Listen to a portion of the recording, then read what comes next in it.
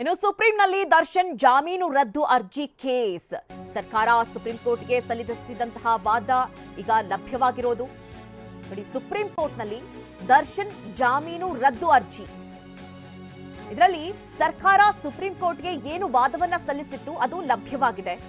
ಸರ್ಕಾರದ ಖಡಕ್ ವಾದ ದರ್ಶನ್ಗೆ ಮುಳುವಾಗುತ್ತಾ?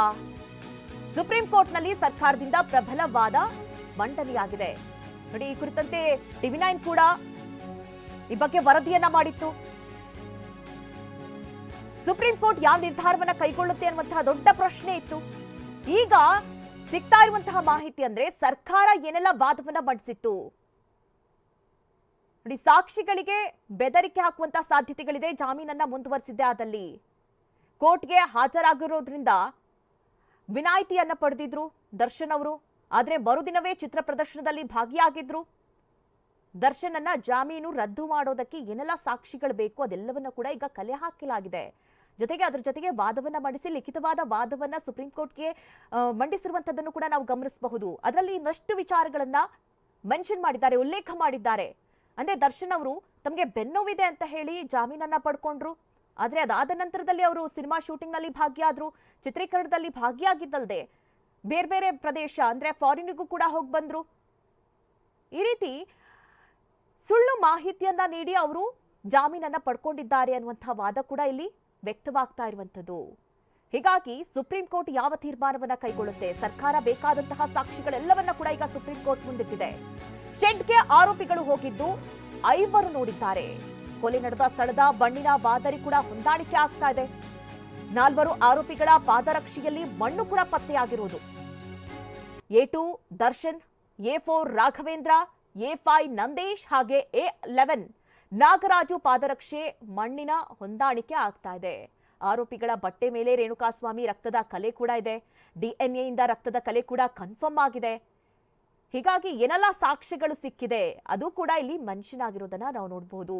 ಕೊಲೆ ನಡೆದಂತಹ ಸಮಯದಲ್ಲಿ A1 ಪವಿತ್ರ ಗೌಡ ಕೂಡ ಅಲ್ಲಿದ್ರು. ವಾದದ ಹೈಲೈಟ್ಸ್ ಅನ್ನ ಗಮನಿಸ್ತಾ ಇದ್ದೀರಿ. A2 ದರ್ಶನ್ ಇಬ್ಬರು ಕೂಡ ಸ್ಥಳದಲ್ಲೇ ಇದ್ರು. A1 ಹಾಗೆ A2 ಇಬ್ರು ಕೂಡ ಅಲ್ಲೇ ಸ್ಥಳದಲ್ಲೇ ಇದ್ರು ಅನ್ನೋದು ಕೂಡ ಸಾಕ್ಷಿ ಇದೆ. ಕೊಲೆ ನಡೆದ ಸಮಯದಲ್ಲಿ A1 ಪವಿತ್ರ ಗೌಡ ನೋಡಿ ಹೇಳ್ತಾ ಇದ್ದೆ, A2 ದರ್ಶನ್ ಕೂಡ ಇಬ್ರು ಆ ಸ್ಥಳದಲ್ಲೇ ಇದ್ರು ಅನ್ನೋದ್ರ ಬಗ್ಗೆ ಕೂಡ ಮಾಹಿತಿ ಇದೆ. ಹೈಕೋರ್ಟ್ನ ಜಾಮೀನು ನೀಡಿದ್ದು ಸರಿಯಾಗಿಲ್ಲ. ಹೈಕೋರ್ಟ್ ಜಾಮೀನು ದಾಖಲೆಗಳಿಗೆ ವಿರುದ್ಧವಾಗಿದೆ. ಆಯುಧ ಮಾರಕವಲ್ಲ ಅಂತ ಹೈಕೋರ್ಟ್ ಹೇಳಿದೆ. ಹೈಕೋರ್ಟ್ ಆಯುಧಗಳು ಮಾರಕವಲ್ಲ ಅಂತ ಹೇಳಿದ್ದು ತಪ್ಪು. ಮೃತನ ಮೇಲಿನ ಗಾಯಗಳು ಇದನ್ನ ಸುಳ್ಳಾಗಿಸುತ್ತೆ.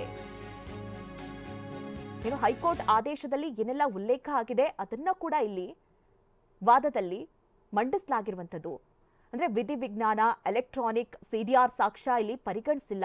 ಜೊತೆಗೆ ಜಾಮೀನು ವಿಚಾರಣೆಯ ಹಂತದಲ್ಲಿ ಮಿನಿ ಟ್ರಯಲ್ ಅನ್ನ ಮಾಡಲಾಗಿತ್ತು. A2 ದರ್ಶನ್ಗೆ ಹಿಂದೆ ಕೂಡ ಅಪರಾಧ ಹಿನ್ನೆಲೆ ಇದೆ. ಇದೊಂದೇ ಅಲ್ಲ, ಹಿಂದೆಯೂ ಕೂಡ ಅಪರಾಧ ಮಾಡಿದಂತ ಹಿನ್ನೆಲೆ ಇದೆ. ಹೀಗಾಗಿ ಇದೆಲ್ಲವನ್ನ ಕೂಡ ಪರಿಗಣಿಸಬೇಕು ಅಂತ ಹೇಳಿ ಸುಪ್ರೀಂ ಕೋರ್ಟ್ಗೆ ಸರ್ಕಾರ ಪ್ರಬಲ ವಾದವನ್ನ ಮಂಡಿಸಿರೋದು.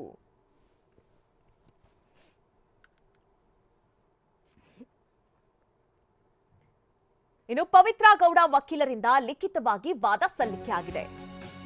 ಒಂದ್ ಕಡೆ ಸರ್ಕಾರದಿಂದ ಲಿಖಿತವಾದ ಸಲ್ಲಿಕೆ ಆಯಿತು. ಈಗ ಪವಿತ್ರ ಗೌಡ ವಕೀಲರಿಂದ ಕೂಡ ಲಿಖಿತವಾಗಿ ವಾದ ಸಲ್ಲಿಕೆ ಆಗಿರೋದು. ಸುಪ್ರೀಂ ಸೂಚನೆ ಮೇರೆಗೆ ಲಿಖಿತವಾಗಿ ವಾದವನ್ನ ಸಲ್ಲಿಕೆ ಮಾಡಲಾಗಿದೆ. ಪ್ರಾಸಿಕ್ಯೂಷನ್ ಕ್ರಿಮಿನಲ್ ಸಂಚು ಸಾಬೀತುಪಡಿಸಿಲ್ಲ. ಕ್ರಿಮಿನಲ್ ಸಂಚು ಸಾಬೀತುಪಡಿಸಲು ವಿಫಲವಾಗಿದೆ. A1 ಪವಿತ್ರ ಗೌಡಗೆ ಯಾವುದೇ ಕ್ರಿಮಿನಲ್ ಹಿನ್ನೆಲೆ ಇಲ್ಲ. ನನ್ನ ಬಂಧನಕ್ಕೆ ಕಾರಣಗಳನ್ನ ಲಿಖಿತವಾಗಿ ನೀಡಲಾಗಿಲ್ಲ ಅನ್ನೋದು ಇಲ್ಲಿ ಮೆನ್ಷನ್ ಮಾಡಿದ್ದಾರೆ. ಜೊತೆಗೆ ಮಹಿಳೆಯಾಗಿದ್ದು ಜಾಮೀನು ರದ್ದು ಕಠಿಣ ಕ್ರಮವಾಗುತ್ತೆ. ಅವರಿಗೆ ಯಾವುದೇ ಕಾರಣಕ್ಕೂ ಜಾಮೀನು ರದ್ದುಗೊಳಿಸಬಾರದು ಅಂತ ಹೇಳಿ ಈಗ ಪವಿತ್ರ ಗೌಡ ಪರ ವಕೀಲರು ಲಿಖಿತವಾದ ವಾದವನ್ನ ಮಂಡಿಸಿದ್ದಾರೆ. ಅಂದ್ರೆ A1 ಪವಿತ್ರ ಗೌಡ ಲೈಂಗಿಕ ಕಿರುಕುಳಕ್ಕೆ ಒಳಗಾಗಿದ್ರು. ರೇಣುಕಾಸ್ವಾಮಿಯಿಂದ ಲೈಂಗಿಕ ಕಿರುಕುಳ ನಡೆದಿದೆ. ಪವಿತ್ರ ಗೌಡ ಇತರ ಆರೋಪಿಗಳ ಸಂವಹನ ನಡೆದಿಲ್ಲ. ಜೊತೆಗೆ ಪ್ರಾಸಿಕ್ಯೂಷನ್ ಕ್ರಿಮಿನಲ್ ಸಂಚು ಸಾಬೀತುಪಡಿಸಿಲ್ಲ. ಕ್ರಿಮಿನಲ್ ಸಂಚು ಸಾಬೀತುಪಡಿಸೋದಕ್ಕೆ ವಿಫಲವಾಗಿದೆ. ಮತ್ತೆ ಶವದ ಮೇಲಿನ ಗಾಯಗಳು ಪವಿತ್ರ ಗೌಡದಿಂದ ಆಗಿದ್ದಲ್ಲ.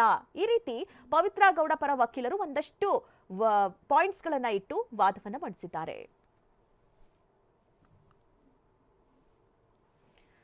ನಾವು ಗಮನಿಸ್ತಾ ಇದ್ದೀವಿ ಒಂದ್ ಕಡೆ ಪವಿತ್ರ ಗೌಡ ವಕೀಲರು ಲಿಖಿತವಾದದಲ್ಲಿ ಏನೆಲ್ಲ ಮೆನ್ಷನ್ ಮಾಡಿದ್ದಾರೆ ಅಂತ. ಒಬ್ಬಂಟಿ ಪೋಷಕರಾಗಿದ್ದು ಮಗಳನ್ನ ನೋಡ್ಕೊಳ್ಬೇಕು ಪವಿತ್ರ ಗೌಡ ಅವರು, ಹೀಗಾಗಿ ಜಾಮೀನು ರದ್ದುಗೊಳಿಸಬೇಡಿ, ಈಗಾಗಲೇ ಏನು ಜಾಮೀನನ್ನ ಕೊಡಲಾಗಿದೆ ಅದನ್ನ ರದ್ದುಗೊಳಿಸೋದು ಮಾಡಬೇಡಿ ಅಂತ ಹೇಳಿ ವಾದವನ್ನು ಮಂಡಿಸಿದ್ದಾರೆ.